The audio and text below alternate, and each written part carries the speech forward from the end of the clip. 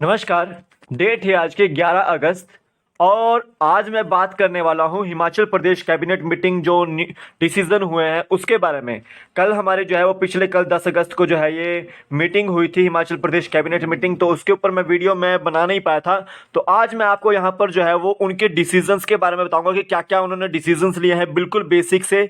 आप इसको वीडियो को पूरा देखिएगा, अच्छा लगेगा तो लाइक कीजिएगा, सब्सक्राइब कीजिए चैनल को और शेयर कीजिएगा जरूर कहीं ना कहीं। ठीक है, तो देखो उससे पहले अगर आपने जीके ट्रिक ऐप को डाउनलोड नहीं किया तो डाउनलोड कीजिए, उसका लिंक आपको डिस्क्रिप्शन बॉक्स में मिल जाएगा। हिमाचल रिलेटेड आप एग्जाम्स की तैयारी करें तो आपको यहाँ पे एचपी जीके और इंडिया जीके के जो है नोट्स आपको यहाँ पर मिल जाएंगे, आप वो भी देख सकते हैं। सीटेट की तैयारी करें तो आपको साइकोलॉजी के नोट्स आपको यहाँ पर मिल जाएंगे, प्लस 13 वीडियो लेक्चर्स भी यहाँ पर मिल जाएंगे।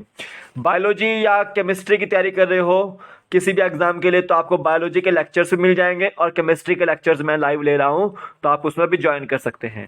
ठीक है, तो अब चलते हैं, हम बात करते हैं Himachal Pradesh cabinet meeting decision की। तो यहाँ पर सिर्फ पहले ये बता दूं, बंद रहेंगे स्कूल कुछ और कुछ पद भी भर जाएंगे और एचपी टेट वालों के लिए भी खुशखबरी है।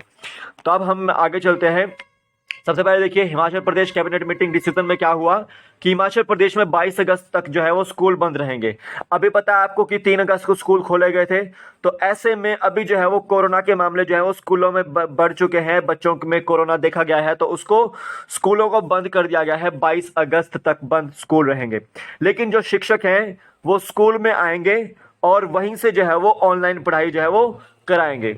ठीक है, तो शिक्षकों को स्कूल में आना भी पड़ेगा और ऑनलाइन टीचिंग करानी ही पड़ेगी, लेकिन बच्चों के लिए यहाँ पर अभी स्कूल जो है वो 22 अगस्त तक बंद कर दिए गए हैं। तो स्कूलों में छात्रों को आने की जरूरत नहीं है क्योंकि कोरोना के बढ़ते मामलों को लेकर सरकार ने यह फैसला लिया है कि 22 अगस्त तक स्कूल बंद रहेंगे।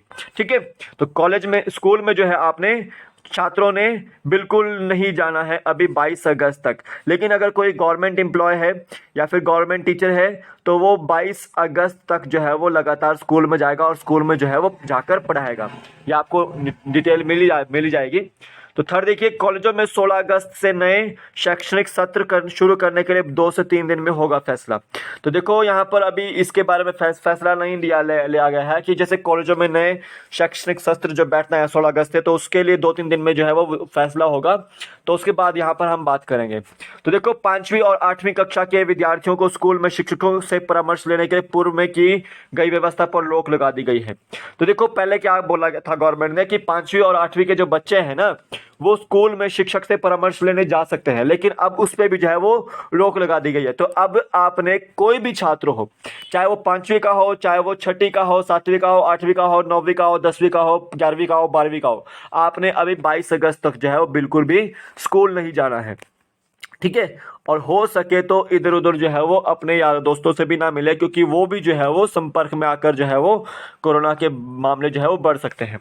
वहीं जो है आईटीआई और कोचिंग सेंटर को लेकर बैठक में कोई बात नहीं हुई, लिहाजा यह पूर्व की तरह खुले रहेंगे। तो आईटीआई और कोचिंग सेंटर जो है वो अभी खुले रह सकते हैं क्योंकि इसके बारे में अभी बात नहीं हुई है।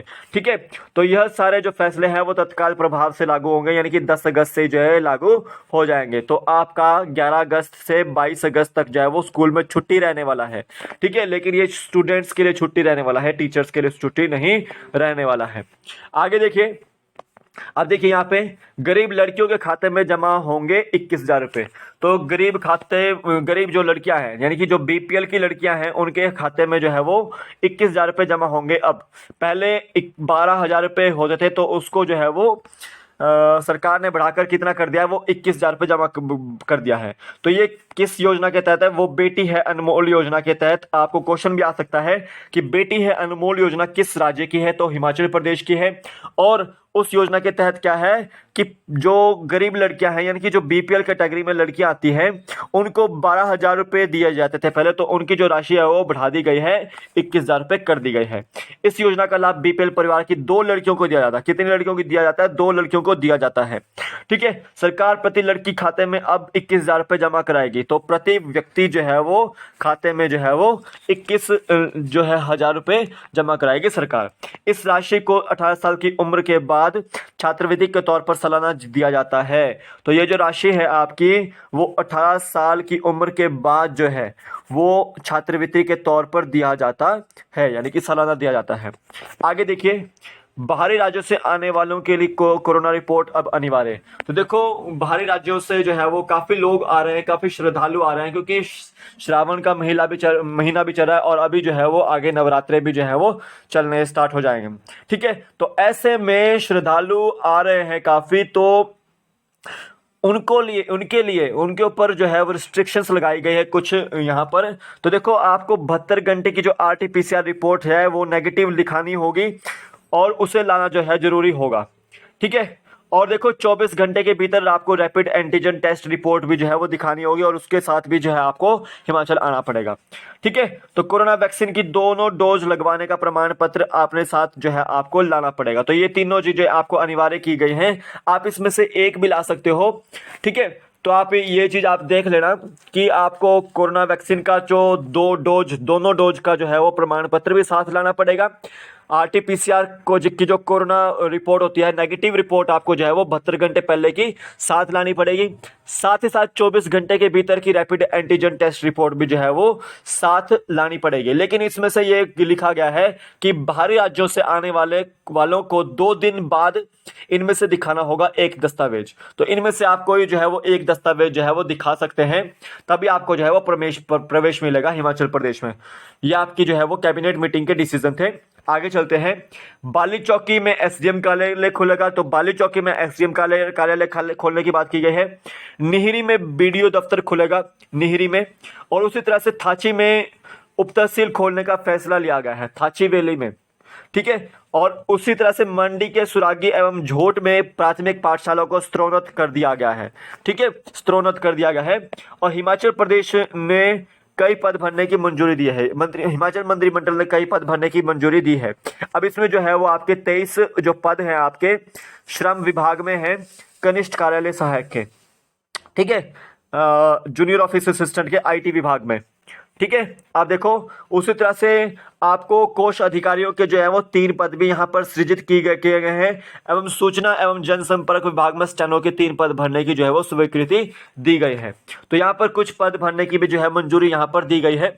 आगे देखिए, प्रदेश में शिक्षक बनने के लिए उम्र भर के लिए मान्य होगा टेट परिणाम। तो HP टेट वालों के लिए काफी जो है वो अच्छी न्यूज है।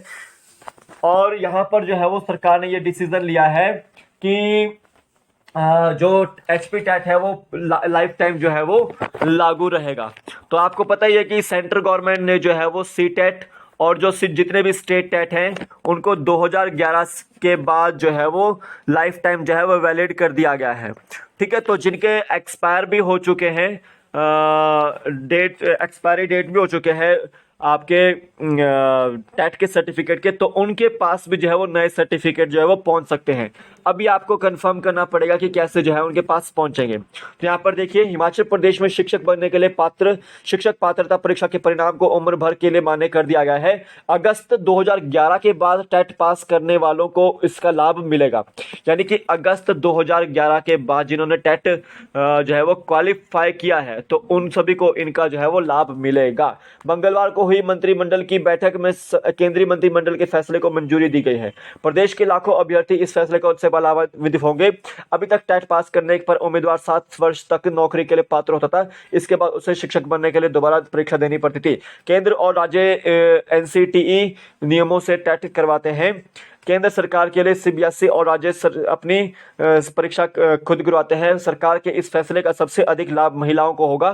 दरअसल शादी के और बच्चों के चलते वह नौकरी छोड़ देती हैं, अब दोबारा आसानी से नौकरी पा सकेंगे। शिक्षक पात्रता परीक्षा उम्र भर के लिए मान्य करने के लिए national council of teacher education ने बीते दिनों राज्यों को लिखित निर्देश जारी किए थे। इसी कड़ी में प्रदेश सरकार ने मंगलवार को इसे लागू करने का फैसला लिया है।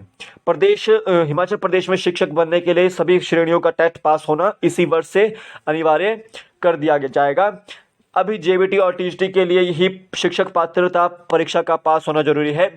प्रवक्ता DPE सहित कई अन्य श्रेणियों को भी टेट के दायरे में लाने की सरकार ने तैयारी शुरू कर दी है। प्रदेश में नई व्यवस्था लागू करने के लिए शिक्षा विभाग प्रस्ताव तैयार कर रहा है, इसे आने वाले महीनों में मंजूरी के लिए कैबिनेट बैठक में रखा जाएगा। तो ये आपके कुछ कैबिनेट मीटिंग के डिसीजंस थे। टेट की जो है वो लाइफ टाइम वैलिडिटी हो चुकी है और ये जो है वो काफ़ी अच्छी न्यूज़ रही है। तो हिमाचल कैबिनेट के ये कुछ मीटिंग के जो है वो डिसीजन थे। तो आपको अगर वीडियो अच्छा लगा तो प्लीज़ लाइक कीजिएगा, शेयर कीजिएगा और सब्सक्राइब कीजिए चैनल को। तो अभी के लिए तो फिलहाल इतना ही। कल फिर मिलूंगा एक नए वीडियो के साथ। तब तक के लिए जय हिंद, जय भारत। आपका दिन शुभ हो। जय हिंद।